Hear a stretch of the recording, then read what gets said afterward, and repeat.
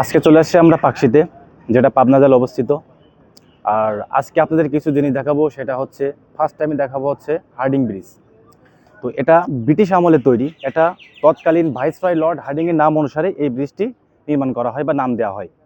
তো এই ব্রিজটির দৈর্ঘ্য হচ্ছে 1798.32 মিটার, 5900 ফুট, আর দূরত্ব হচ্ছে 1.8 কিলোমিটার।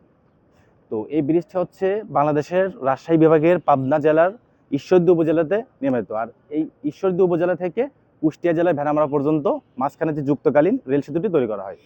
তো তার পাশে আছে আমাদের বাংলাদেশের বৃহত্তম একটি ব্রিজ, সেটা হচ্ছে লালন শাহ সেতু, যেটি 2004 সালে কাজ শেষ করা হয়। 2004 সালে মানে এই সেতুটি করা হয়, কাজের উপযোগী করা হয়।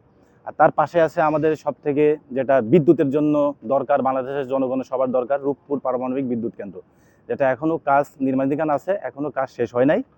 আর এই লর্ড হার্ডিং ব্রিজটি 1909 থেকে 1915 সাল পর্যন্ত এর কাজ চলমান থাকে। 1915 সাল থেকে এটি উদ্বোধন করা হয়।